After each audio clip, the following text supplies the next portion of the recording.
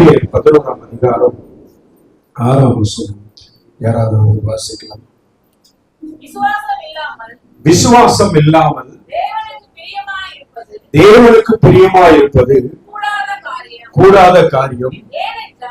ஏனென்றால் தேவனிடத்தில் சேருகிறவன் அவர் உண்டென்றும் அவர் தம்மை தேடுகிறவர்களுக்கு பலன் அளிக்கிறவர் என்றும் விசுவாசிக்க வேண்டும்.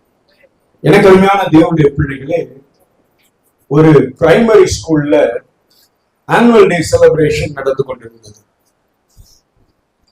அங்க பிரசன்டேஷன் கொடுத்து கொண்டிருந்த பிரின்சிபல் அங்க இருக்கிற எல்லா குழந்தைகளுக்கும் வாழ்த்துதல் சொல்லி சர்டிபிகேட்ஸ பரிசளித்துக் கொண்டிருந்தார். ஒரு குழந்தையை கூப்பிடுறாரு. இந்த குழந்தை கிளாஸ்ல ஃபர்ஸ்ட் அப்படின்னு சொல்லி அந்த குழந்தைக்கு ஒரு அவார்ட் கொடுக்கிறாரு. அடுத்து ஒரு குழந்தையை கூப்பிடுறாரு. அந்த குழந்தையை கூப்பிட்டு இது ஸ்கூல்லயே ஃபர்ஸ்ட் பெஸ்ட்ன்னு சொல்லி ஒவ்வொருத்தருக்கும் ஒவ்வொருத்தருடைய பாசிட்டிவ்ஸ சொல்லி அவங்க படிப்புல எல்லாம் தேறிட்டாங்கன்னு சொல்லி அவங்களுக்கு அவார்ட்ஸ் கொடுத்துட்டே வர்றாரு. எல்லாருக்கும் கொடுத்து முடிச்சாச்சு. ஒரே ஒரு குட்டி தம்பி அங்க இருக்கிறான். அந்த குட்டி தம்பி எல்லா பரீட்சையிலுமே ஃபெயில். ஆனா அவனையும் ரொம்ப பாராட்டி ஸ்டேஜுக்கு வர சொல்றான். அவன் தயங்கி தயங்கி வர்றான். அவங்க அம்மா உட்கார்ந்து இருக்கிறாங்க. தயங்கி தயங்கி அந்த குழந்தை ஸ்டேஜுக்கு வர்றான். அவனை பாராட்டுவதற்கு என்னென்று எல்லா பரீட்சையிலும் ஃபெயில் ஆயிட்டான். இவனை என்ன பாராட்ட போறாங்கன்னு சொல்லும் போது சொல்றாரு, இந்த ஸ்கூல்லயே சிறந்த நல்லொழுக்கம் உள்ள மாணவன் இவன் தான். இவனுக்கு நல்ல ஒழுக்கம் உள்ள மாணவன், எல்லாருக்கிட்டையும் ரொம்ப அன்பா பேசுறான், ரொம்ப பரிவா பேசுறான். எல்லா பரீட்சையிலும் ஃபெயில் ஆயிட்டான். ஆனா இவன் வாழ்க்கையில எதிர்காலத்துல ஃபெயிலியர்ஸை எப்படி ஓவர் கம் பண்றதுங்கிற திறமை இவனுக்குள் வந்திருக்கிறது இந்த ஃபெயிலியர்ஸ் மூலமா. அதனால இவன் இந்த பள்ளியினுடைய சிறந்த குணசாலன் என்று சொல்லி அவனுக்கு நாங்க வாழ்த்துதல் சொல்லி பரிசு கொடுக்கிறோம்னு எல்லாரும் எந்திரிச்சு நின்று கை தட்டினாங்க. அவன் தயங்கி தயங்கி அந்த சர்டிபிகேட்டை வாங்கிட்டு போகும்போது அவங்க அம்மா, பிள்ளை எல்லா பரீட்சையிலும் ஃபெயில் ஆயிட்டான், எல்லாரும் ஸ்டேஜ்ல பரிசு வாங்குறாங்க, என் பிள்ளை மட்டும் வாங்கலேன்னு ஏங்கி இருக்கின்ற அம்மாவுக்கு அது மிகப்பெரிய ஆறுதலா இருந்தது.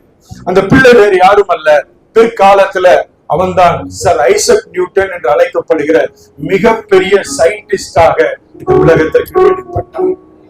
எனக்கு அருமையான தேவனுடைய பிள்ளையே, உன்னுடைய நிகழ்காலம் உன்னுடைய எதிர்காலம் அல்ல.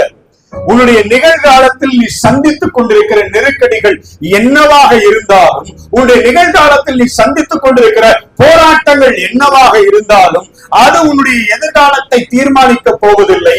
ஏனென்றால் உன் எதிர்காலத்தை தீர்மானித்தவர் தான் உன்னை அழைத்திருக்கிறார்.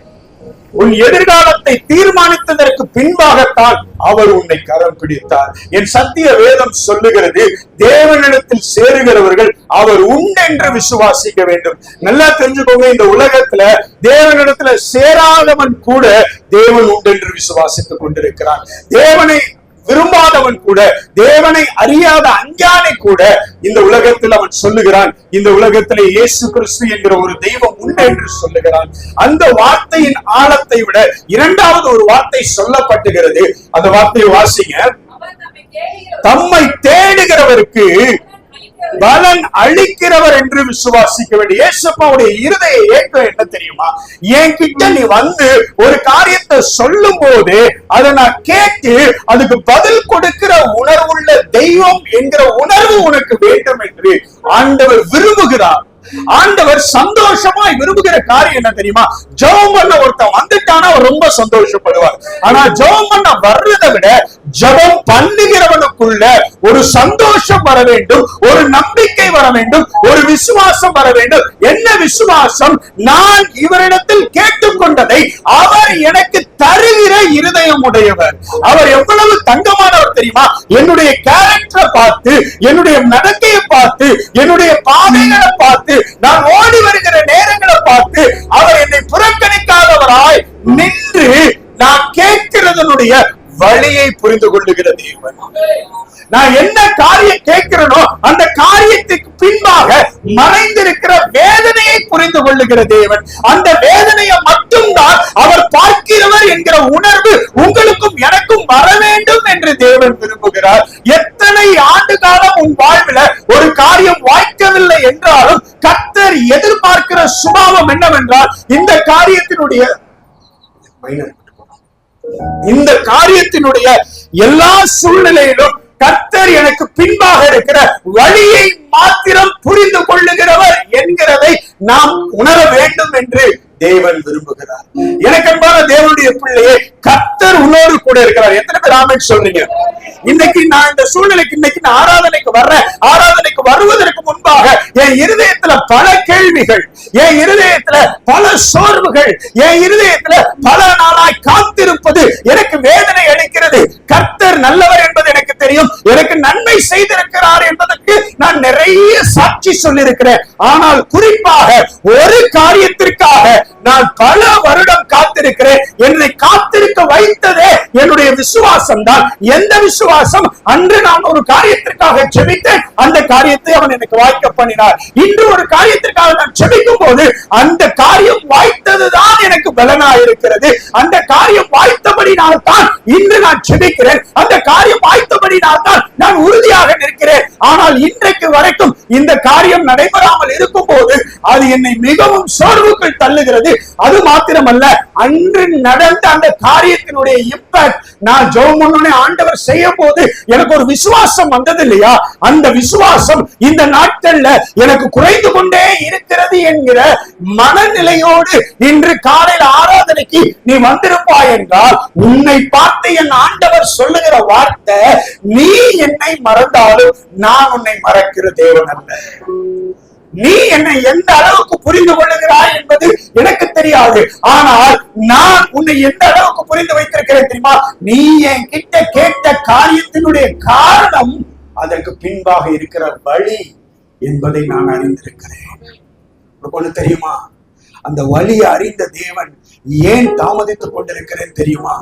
அந்த வழிய நீ திரும்பவும் அனுபவிக்காத ஒரு அனுபவத்துக்குள்ள உன்னை கொண்டு போக வேண்டும் என்பதற்காக சரியான நேரத்திற்காய் நான் காத்திருக்கிறேன் என்று ஆண்டவர் உன்னையும் என்னையும் பார்த்து சொல்லுகிறவராயிருக்கிறார்.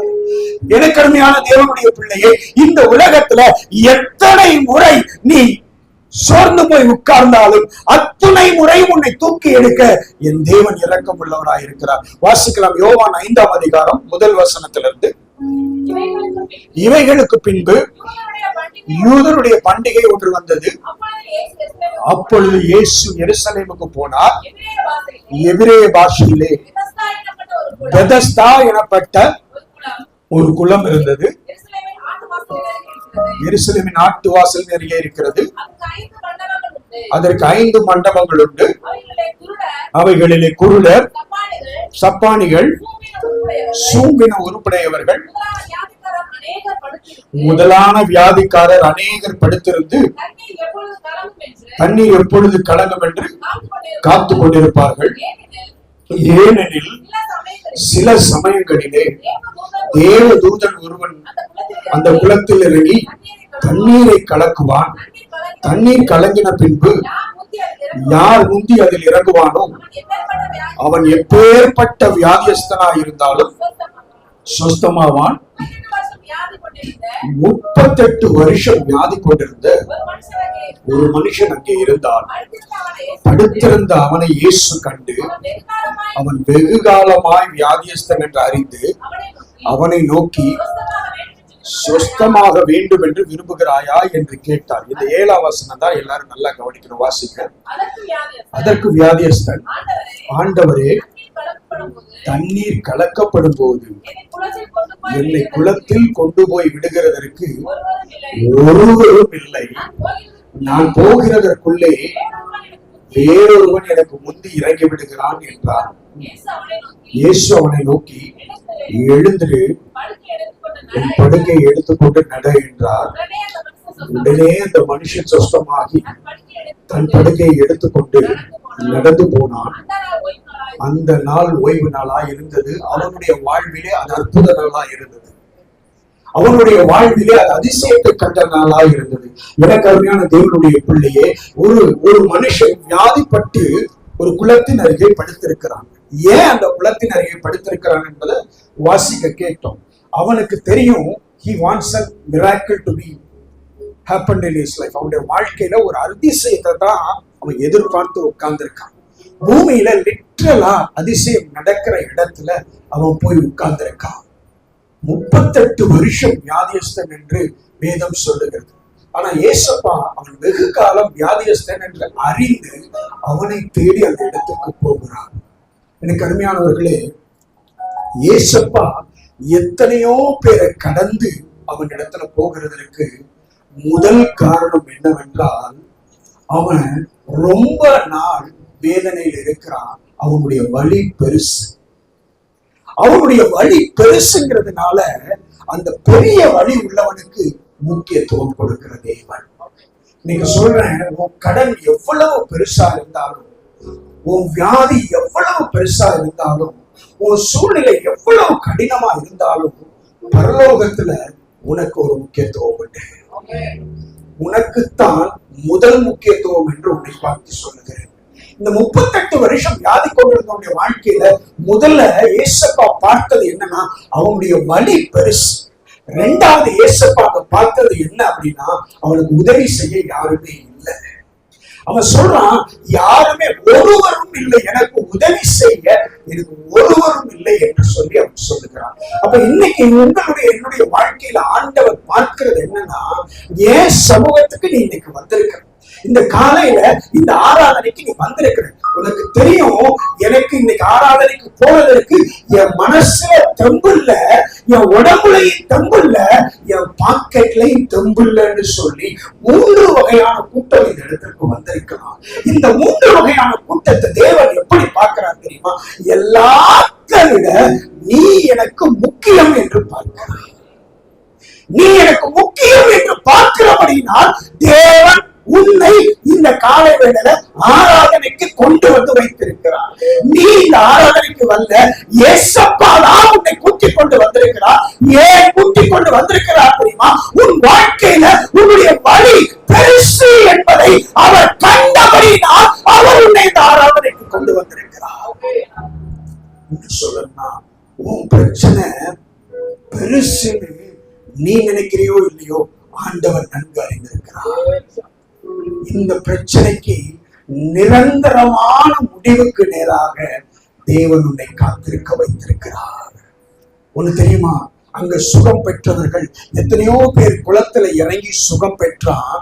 சுகம் பெற்று வீட்டுக்கு போன ஒருவன் கூட திரும்பவும் வியாதி வராதபடிக்கு உன்னுடைய ஆத்துமாவை காத்துக்கொள் என்கிற சத்தியத்தை பெற்றுக் கொண்டு போகவில்லை.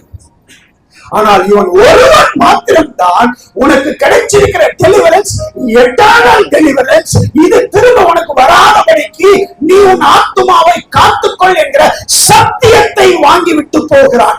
அவன் தனியாயிருந்தால், வலி வேதனையோடு உச்சத்திலே இருந்தான். தனியாயிருந்த போது, வலி உச்சத்திலே இருந்த போது, உதவி செய்ய யாருமே இல்லாமல் இருந்த போது, அவன் செய்த ஒரே ஒரு காரியம், தேவ சமூகத்திலே தன்னை காத்துக் கொண்டான். அற்புதம் நடக்கிற இடத்திலே தன்னை வைராக்கியமாக வைத்துக் கொண்டால் எங்கே அற்புதம் நடக்கும் என்று அவன் கண்ணார கண்டானோ, தன்னுடைய அனுபவங்களினால் அனுபவித்தானோ, அந்த அனுபவத்தின் நிமித்தம் தன்னை உறுதியாக அந்த இடத்திலே வைத்து காத்திருந்தான். எனக்கருமையான தேவனுடைய ஜனமே, இதுவரைக்கும் உன் வாழ்க்கையில நீ கேட்ட அந்த காரியம் நடக்கவில்லைனாலும் சபையை விட்டு போயிடாத.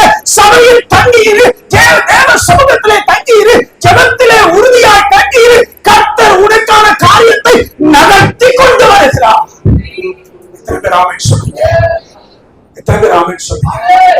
கர்த்தர் உன் சார்பில் செயல்பட்டு கொண்டே இருக்கிறார். நீ சோர்ந்து போய் படுத்திருக்கிற, உனக்கு அவர் செயல்படுறதை காட்டல, உனக்கு செயல்பட்டு கொண்டிருப்பதை அவர் காட்டல. ஏன்னா நீ காட்டினா உன் வாயாலே அதை கெடுத்து விடுவாய் என்பதற்காக தேவன் அதை காட்டாமல் ரகசியமாய் வைத்து உன்னை பத்திரமாய் பாதுகாத்துக் கொண்டிருக்கிறார். ஹல்லேலூயா, ஹல்லேலூயா, ஹல்லேலூயா. கர்த்தர் உன்னை நேசிக்கிற மாதிரி இந்த உலகத்துல யாரையும் நேசிக்கல. எனக்கு சொல்ல, கர்த்தர் உன்னை நேசிக்கிற மாதிரி இந்த உலகத்துல யாரையுமே நேசிக்கல. கர்த்தர் உன் மேல வச்சிருக்கிற அக்கறை இந்த உலகத்துல அநேகர் மேல வைக்கல. எத்தனை பேர் ஆமென் சொல்லுங்க? நீங்க நினைக்கிறீங்க இந்த சபையின் பிள்ளைகளோட நானும் ஒருவன், இந்த சபையின் பிள்ளைகளோட நானும் ஒருத்தி. உங்களுக்கு ஒண்ணு தெரியுமா? எல்லாரோட சேர்ந்து உன்னை டைரக்டா சர்ச்சு கொண்டு வரல, தனிப்பட்ட முறையில உன்னை சந்தித்தார். தனிப்பட்ட முறையில உனக்கான முக்கியத்துவத்தை அவர் வெளிப்படுத்தினார். தனிப்பட்ட முறையில உன்னை விடுவித்தார். தனிப்பட்ட முறையில உன்னை கரம் பிடித்து அழைத்து கொண்டு வந்து தன் ஜனத்தோடு சேர்த்து வைத்து எல்லாரிலும் நீ மேலானவள் என்பதை உனக்கு புரிய வைக்கும்படிக்கு என் தேவன் நடத்தி கொண்டிருக்கிறார். உன் வாழ்க்கையில நிச்சயமா சொல்லுகிறேன், எவருக்கும் கிடைக்காத ஒரு சாத்தியம் இருக்கிறது. அதுதான் பரலோக தேவனுடைய கம்ப்ளீட் ப்ரொடெக்ஷன் என்கிற தயவு இருக்கிறது. பரலோக தேவனுடைய பரிபூர்ண கண்ட்ரோல் என்கிற மிகப்பெரிய ஸ்லாக்கியம் உன் வாழ்க்கையில் இருக்கிறது. அந்த ஸ்லாக்கியத்தை பெற்றிருக்கிறது. இந்த காலவேளையில் ஆராதனைக்கு வந்திருக்கிறாய். அந்த ஸ்லாக்கியம் தான் உன்னை அழைத்து வந்தது. அழைத்து வந்த தேவன் உன்னை இப்படியே வைப்பதற்காக அழைக்கவில்லை. நிச்சயமாய் உனக்கான காரியத்தை அவர் செய்து கொண்டிருக்கிறார். நான் சொல்றேன், ஆண்டவர் உனக்கான காரியத்தை அவர் நகர்த்தி கொண்டே இருக்கிறார். உனக்கான சுகத்தை நிரந்தரமாய் நீ அனுபவிக்கும்படிக்கு அவர் நடந்து வந்தார். எருசலேமுக்கு நடந்து வந்தார். பண்டிகை நாட்களிலே நடந்து வந்தார். எத்தனையோ பேர் படுத்திருக்கிறான். நான் விசுவாசிக்கிறேன், காலையில ஏசப்பா ஜெபிக்கும் போது பிதா சொல்லியிருப்பார், அங்கே ஒருத்தர் சுகத்துக்காக போராடிட்டு இருக்கிறான், நீ போ அவனிடத்துல. அவனை அவன் குடும்பம் அங்கீகரிக்கல. ஏன்னா அவன் குடும்பத்துல ஒருத்தனால அவனை நேசிச்சிருந்தானா, அவன் உறவுகள்ல ஒருத்தனால அவனை நேசிச்சிருந்தானா, என்னைக்கோ அவன் டெலிவரன்ஸ் வாங்கிட்டு போயிருப்பான். அவனை கொண்டுட்டு போய் அந்த குளத்துல தள்ளிட்டு போயிருக்கலாம். ஆனா கூட இருந்தவனும் ஹெல்ப் பண்ணல, வியாதிக்காரனும் ஹெல்ப் பண்ணல, யாருமே உதவி செய்யாத நிலையில அவனை தேடி வர்றதுக்கு அவருக்கு மனசு வந்துச்சு. பாத்தீங்களா, இந்த தங்கம் தான் உங்களுக்கு எனக்கு சொத்துங்க. இந்த தங்கம் தாங்க உங்களுக்கு எனக்கு சொத்து. ஏன் இந்த வேதத்துல அவர் எழுதி வச்சா தெரியுமா? அவர் என்ன நோக்கி கூப்பிடலையா? அவனுக்கு இயேசுனா யாரும் தெரியாதையா? இயேசு இந்த பூமியில பிறந்து மனிதனை ரட்சிக்க வந்திருக்கிறார் என்று தெரியாமல் தடுத்திருந்த அவனை தேடி ஓடி, நான் உனக்காய் மறிக்க வந்திருக்கிறேன் பேசல. அவன்கிட்ட கேட்ட கேள்வி, வேதனை இருக்கிற நீ சுகமாக விரும்புகிறாய், அங்க போய் ஏசப்பா நீ மனம் திரும்பு, பரலோக ராஜ்யம் சமீபமா இருக்கிறது, நீ மனம் திரும்பினால் உனக்கு விடுதலை கிடைக்கும், நீ மனம் திரும்பினால் நீ சுகமாவாய் சொல்லி ஒரு வார்த்தை கூட பேசலுங்க. ஏன்னா அவருக்கு தெரியும் எப்ப யாருக்கு என்ன கொடுத்தா அவங்க என்ன செய்வாங்கன்னு. அவனுக்கு தெரியல இயேசுதான் சுகம் கொடுக்கிறானே தெரியல. இரண்டாவது முறை அவர் வந்து பேசும்போதுதான் அவன் இயேசு என்றே கண்டுகொள்ளுகிறான். சத்தியத்தை சொல்லும் போதுதான் அவன் இயேசு என்றே கண்டுகொள்கிறான். சத்தியத்தை கேட்டதற்கு பின்பாக தான் அவன் போய் ரவி கிட்ட சொல்றான், எனக்கு சுகம் தந்தவர் இயேசு என்று சொல்லுகிறான். அது வரைக்கும் அவனுக்கு யாருமே தெரியல. நீங்கள் நானும் செய்வோமா? நம்ம ஒரு 100 ரூபாய் ஒருத்தருக்கு கொடுக்கறதுனாலே நம்ம அட்ரஸ் கார்டு இல்லாம கொடுக்க மாட்டோம். நம்ம நாட்டை அறிமுகப்படுத்தி அவங்களுக்கு நம்ம சொன்னாதான் நமக்கு ஒரு அங்கீகாரம் கிடைக்கும். ஆனா பாருங்க, ஏசப்பாவுக்கு மனசுல இருந்ததெல்லாம் அன்பு மட்டும்தான். அந்த அன்பை கொடுக்கணுங்கிற ஏக்கம் மட்டும்தான். அந்த அன்புனால சுகத்தை கொடுக்கணுங்கிற எண்ணம் மட்டும்தான். அவ்வளவு அன்புடையவர் உன்னுடைய வாழ்விலே வீற்றிருக்கிறார் என்பதை மறந்து போகாதே. எத்தனை எதிர்ப்புகள் வந்தாலும், எத்தனை போராட்டங்கள் வந்தாலும், எத்தனை சோதனைகள் வந்தாலும், எத்தனை பேர் நீ சாட்சி இல்லாமல் வாழ்ந்து கொண்டிருக்கிறாய் என்று உன் வியாதியை பற்றி சொன்னாலும், என் இயேசு உனக்கு சுகம் கொடுப்பார், என் இயேசு உன்னை தாங்குவார், என் இயேசு உன்னை மீண்டுமாய் நடத்தி செய்கிற பலனோடு உனக்கு சத்தியத்தை அறிவிப்பார். ஹல்லேலூயா, ஹல்லேலூயா. இந்த இயேசப்பா மாதிரி ஒரு சொக்க தங்கம் இந்த பூமியில யாரும் இல்லைங்க.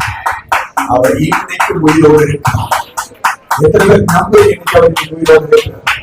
அன்னைக்கு அந்த மரணத்திற்கு சுகம் கொடுத்த என் ஆண்டவர் இன்னைக்கு இருக்கிறார் ஐயா, இன்னைக்கு இருக்கிறார். ஆனா அதே மனசோடு இருக்கிறாரா? அதை விட அதிக இறக்கத்தோடு உன்னை சந்தித்திருக்கிறார். அதை விட அதிக அன்போடு உன்னை கரம் பிடித்திருக்கிறார். அதை விட அதிக பாசத்தோடு உன்னோடு கூட பேசிக் கொண்டிருக்கிறார். என் ஆண்டவர் உனக்கு வச்சிருக்கிற விலை மதிப்பு, உனக்கு வச்சிருக்கிற இம்பார்ட்டன்ஸ் இந்த உலகத்துல ஒரு மனுஷன் கூட வைக்கல. இந்த உலகத்துல ஒரு மனுஷன் கூட வைக்கல. இங்க இருக்கிற அத்தனை பேருடைய கை விரல்கள் இருக்கிற ரேகை எல்லாம் ஒன்னா இருக்குதா? நிச்சயமா இல்ல. சரி விடுங்க, உங்க வலக்கைக்கு இடக்கைக்கு ரேகை ஒன்னா இருக்குதா? நிச்சயமா இல்ல. அப்ப ஏன் உன்னை தனித்துவமாய் படைத்தால்? உனக்கென்று ஒரு தனித்துவமான முக்கியத்துவத்தை நான் வைத்திருக்கிறேன் என்று சொல்லுவதற்காக உன்னை தனித்துவமாய் படைத்தார். ஐயா நான் அவங்கள போல இல்லை, அண்ணன் நான் அவங்கள போல இல்லை, அவங்கெல்லாம் ரொம்ப ஜெபம் பண்றாங்க, அவங்கெல்லாம் ரொம்ப பைபிள் வாசிக்கிறாங்க, அவங்கெல்லாம் ரொம்ப பக்தியா இருக்கிறாங்க, நான் அவங்கள போல இல்லை. நல்லா தெரிஞ்சுக்கோங்க, நீங்க எவங்கள போல இல்லைனாலும் உங்களை அவங்க நிமித்தம் நேசிக்கிற தேவன் அல்ல, அவங்க சாயல்ல இருந்தாதான் நேசிப்பேன்னு சொல்லுகிற தெய்வம் அல்ல, அவர் நேசிக்கிறதுனாலதான் ஒரு சாயலே மாற்றப்பட முடியும் என்பதை அறிந்திருக்கிறார். இந்த அன்பு உன்னை பரிசுத்தமாக்குகிற அன்பு ஐயா. நீ பரிசுத்தமாயி இந்த அன்புல நிக்க முடியாது. நான் சொல்றேன், இந்த அன்புல மூழ்கு, உன் பரிசுத்தத்தை இந்த உலகத்துல எவனும் குற்றப்படுத்த முடியாது. என் ஆண்டவர் பரிசுத்தத்துக்கு முக்கியத்துவம் கொடுக்கிறவர், அதுல எந்த மாற்று கருத்து இல்லை. ஆனா பரிசுத்தத்தை உன்னில் உண்டாக்குவதற்காக உனக்கு பயத்தை கையில் எடுக்கிறவர் அல்ல. தன்னுடைய இருதயம் எப்படிப்பட்டது என்பதை நீ ருசிப்பாயானால் அவர் இருந்த வண்ணமாய் இருக்கத்தான் உன்னால் முடியும் ஒழிய, அவர் இருந்த பரிசுத்தத்தில் தான் உன்னால் வாழ முடியும் ஒழிய, நீ உன் இச்சையின்படி ஓடுகிற காட்டு கழுதையை போல் வாழ முடியாது. கல்வாரி சிலுவைக்கு பின்பாக கல்வாரி ரத்தத்தினால் மீட்கப்பட்ட தேவனுடைய ஜனமே பரிசுத்த வாழ்க்கைக்கென்றுதான் உன்னை அழைத்தார். ஆனால் அந்த பரிசுத்த வாழ்க்கைக்கு தன்னுடைய ஜீவனை கொடுத்து உன்னை அழைத்திருக்கிறார். ஜீவனை கொடுத்து அழைத்திருக்கிறார். இன்னைக்கு நான் பரிசுத்தமா இல்லை, அதனால எனக்கு காரியம் வாய்க்காது. ஆண்டவர் சொல்றார், நீ பரிசுத்தமா இல்லைன்னு எனக்கு தெரியும், ஆனா நான் தான் உன்னை அழைத்து கூட்டு வந்தேன், அது தெரியுமா? நீ வரல, வர்றதுக்கு உனக்கு பெரிய விருப்பமெல்லாம் இல்லை. போவோம் போவோம், ஏசப்பா என்னைக்காவது கண்ணை துறப்பாருங்கிற நிலைமையில சிலர் இருக்கீங்க, எல்லாரும் சொல்லல. ஆனா உன்னை பார்த்து பேசுறதுக்கு தான் இன்னைக்கு நான் வந்தேன். ஆண்டவர் இன்னைக்கு உனக்காக அழைச்சிட்டு வந்திருக்கிறார். நான் சொல்றேன், உன் வாழ்க்கையில பெதஸ்தாவுல ஒருத்தனுக்கு கிடைச்ச அதை விட மேலான இரக்கம் கிடைக்கும், அதை விட மேலான இரக்கம் கிடைக்கும். நீ கருப்பா இருக்கலாம், நீ சிவப்பா இருக்கலாம், உனக்கு பேச தெரியலாம், பேச தெரியாம இருக்கலாம், நீ அழகா இருக்கலாம், அழகு இல்லாம இருக்கலாம், உன் வாழ்க்கையில எந்த குவாலிட்டியும் இல்லாம இருக்கலாம், எதுவுமே இல்லாம இருக்கலாம். ஆனா இன்னைக்கு தாரியத்துக்கு வந்து உட்கார்ந்த பாத்தியா, இது உன்னுடைய கீழ்ப்படிதல். என் ஆண்டவருக்கு நீ கீழ்ப்படிந்திருக்கிற கீழ்ப்படிதல். என் ஆண்டவர் சொல்லுவது, நான் உன் வாழ்க்கையில இரக்கமுள்ளவராக இருக்கிறேன், நான் தயவுள்ளவராக இருக்கிறேன். என்கிட்ட வந்த உன்னை நான் வெறுமையா விட மாட்டேன். நீ நினைக்கிற இது எப்படி ஆண்டவரே சாத்தியம், இது முடியுமா? எனக்கு நம்பிக்கை நாளுக்கு நாள் குறையுது ஆண்டவரே. நீ நாளுக்கு நாள் குறைஞ்சு எந்த நிலைமைக்கு வருவ தெரியுமா? இனி என்னால நகரவே முடியாதுன்னு ஒரு நிலைமைக்கு வருவேன். அந்த நிலைமையில இருந்தாலும் நீ சாக மாட்ட.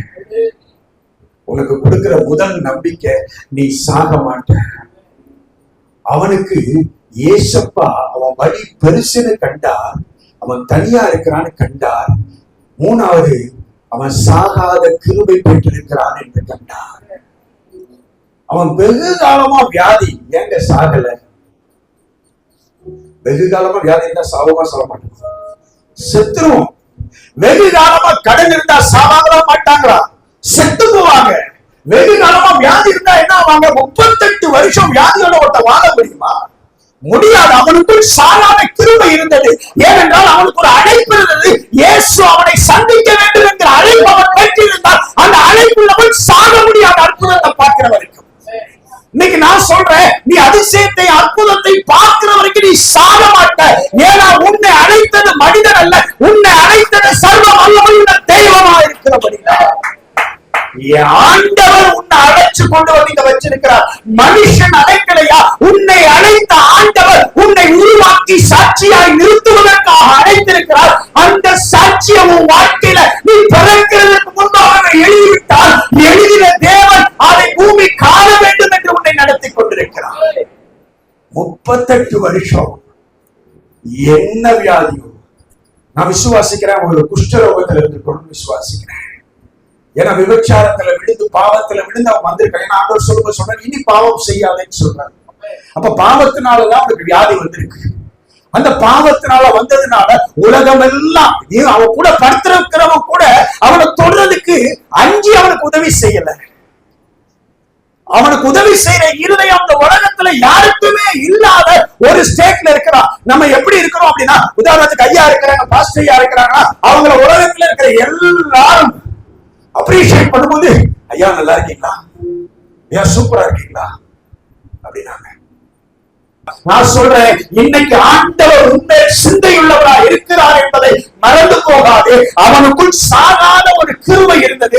எவ்வளவு அடிபட்டாலும் எவ்வளவு வியாதிப்பட்டாலும் சாகாத ஒரு கிருபை இருந்தது. இன்னைக்கு இங்க இருக்கிற எத்தனை பேருக்குள்ள சாகாத கிருபை இருக்குது? நீங்க விசுவாசிக்கிறீங்களா? ஆமென் சொல்லுங்க. பரவாயில்ல, 10 பேர் இருக்கு.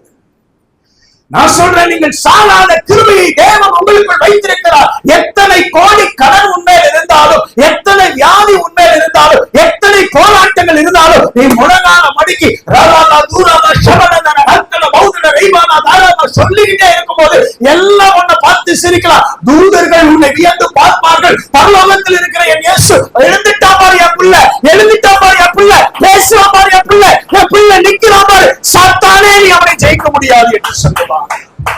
நான் சொல்றேன், ஒண்ணு அவன் தோற்கடிக்க முடியாது. ஹல்லேலூயா. நீ ஜெயிப்ப. ஏன்னா நீ மனுஷனுடைய ரத்தத்தினால் மீட்கப்படவில்லை, பரலோக தேவனுடைய ரத்தத்தினால் மீட்கப்பட்டாய். என் ஆண்டவர் உன் மீது வைத்திருக்கிற வைராக்கியம் அது சாதாரணமான வைராக்கியம் அல்ல. என் ஆண்டவர் உன் மீது வைத்திருக்கிற வைராக்கியத்தை நீ உணர கூடாதபடிக்கு சத்ரு உன்னோடு போராடி கொண்டே இருக்கிறார். அவன் எவ்வளவு போராடினாலும் என் ஆண்டவர் அந்த வைராக்கியத்தை உனக்கு வெளிப்படுத்தியே தீர்வார். நீ தோற்க முடியாது. அவர் சொன்னார், என்னிடத்தில் நீ வருகிறல்ல, நிச்சயமாய் நீ பலனை காண்பாய் என்று தன்னுடைய வார்த்தை இந்த புத்தகத்துல எழுதிட்டாரா? இந்த புத்தகம் இதுவரைக்கும் தோற்று போனதாய் சரித்திரமில்லை. இந்த புத்தகம் மாதிரி உயிருள்ள புத்தகம் எதுவும் இல்லை. இந்த புத்தகம் மாதிரி வல்லமை உள்ள புத்தகம் எதுவும் இல்லை. இந்த புத்தகம் மாதிரி அற்புதங்களை நிகழ்த்துகிற புத்தகம் எதுவும் இல்லை. இந்த புத்தகம் மாதிரி சத்தியத்தை நிறுத்துகிற புத்தகம் எதுவும் இல்லை. நான் சொல்றேன், ஒரு பைத்தியக்காரனை போல இத்தனை பிரச்சனைக்கு மத்தியில இதை தூக்கிக்கிட்டு ஆலயத்துக்கு வரும்போது உன் மனசுக்குள்ளே ஒரு சிரிப்பு இருந்திருக்கும். இதை தூக்கிட்டு ஒரு பைத்தியக்காரிய போல, ஏசப்பா நான் போறேன், ஏசப்பா என்னால முடியல, என்னால முடியல, என்னால முடியல ஏசப்பா அப்படின்னு நீ வந்த பாத்தியா? ஏசப்பா பார்த்திருப்பாரு, ஐயோ இந்த பூமியின் பாடு எப்படி என்பது எனக்கு தெரியும், ஆனா என் மகன் ஓடி வரலாம் பாரு, ஆனா என் பிள்ளை ஓடி வரலாம் பாரு, ஐயோ இத்தனை பாடி மத்தியில வந்த இவர்களை நான் எப்படி மறந்து போவேன் என்று சொல்லி என் ஆண்டவர் நின்று அற்புதத்தை நிகழ்த்துவார். எத்தனை பேர் விசுவாசிக்கிறீங்க? நான் நம்புறேன், பலிபீடத்துல ஆவியானவருடைய அபிஷேகத்தின் நிறைவுல நின்று இன்றைக்கு காலையில் ஆராதனைக்கு வந்திருக்கிற உன்னை பார்த்து நான் இயேசுவின் நாமத்துல தீர்க்க தரிசனம் அறிவிக்கிறேன். 2025 ஆண்டு டிசம்பர் மாதம் 31ஆம் தேதிக்குள் எப்படி அன்று வியாதியஸ்தன் சுகமடைந்தாரோ அதே போல் பிரச்சனைகள் எல்லாவற்றிற்கும் தேவன் அற்புதமான ஒரு விடுதலை கட்டளையிடுவார். தேவன் நிச்சயமாக அற்புதமான ஒரு விடுதலை கட்டளையிடுவார். ஹல்லேலூயா, ஹல்லேலூயா. கர்த்தர் உன் மேல வச்சிருக்கிற கிருபை பெருசு. முதலாவது உன் அழைப்புல நின்று ஓடிக்கொண்டிருக்கிற இந்த ஆராதனைக்கு வந்திருக்கிற உன்னை பார்த்து சொல்றேன், 3 காரியம் சொல்றேன். உன் வலி பெருசு. உனக்கு உதவி செய்ய ஒருவரும் இல்லை, உனக்கு ஃபெல்லோஷிப்ல ஒருவரும் இல்லை, உனக்கு உதவி செய்ய ஊழியத்துல உதவி செய்யவும் சரி, எதுலையும் சரி, எங்க போய் நின்னாலும் எல்லாம் உன்னை கழட்டி விடுவான், எல்லாம் உன்னை கழட்டி விடுவான். ஏன் தெரியுமா? நீ கிருபை பெற்றவன், நீ கிருபை பெற்றவன், நீ கிருபை பெற்றவன். பல அவமானங்களை நீ கண்டிருக்கிறாய். சில அவமானங்கள்லாம் வெளியே ஷேர் பண்ண முடியாது. ஆனா எத்தனை அவமானங்களை கண்டாலும் பரலோகத்தின் பார்வையில் நீ விலையேறப்பட்டவன். பரலோகத்தின் பார்வையில் நீ விலையேறப்பட்டவன். விலையேறப்பட்டவனை தேவன் நேசிக்கிறவராக இருக்கிறார். நான் சொல்றேன், முதலாவது உன் வழி பெருசு, 2வது உனக்கு உதவி செய்ய ஒருவரும் இல்லை, 3வது நீ சாகாத கிருபை பெற்றிருக்கிற. இந்த 3 மத்தியிலையும் இருக்கிற உனக்கு மிகப்பெரிய தேவனுடைய தயவை தேவன் வைத்து உன்னை அழைத்து வந்திருக்கிறார். இதுவரைக்கும் அழைத்து வந்தவர். நிச்சயமா சொல்றேன், இன்னைக்கு நீ வேண்டிக் கொண்டிருக்கிற இந்த காரியத்திற்கு உனக்கு அற்புதமாய் விடுதலையை தேவன் தருவார். யாரும் எடுத்திருக்கலாம்.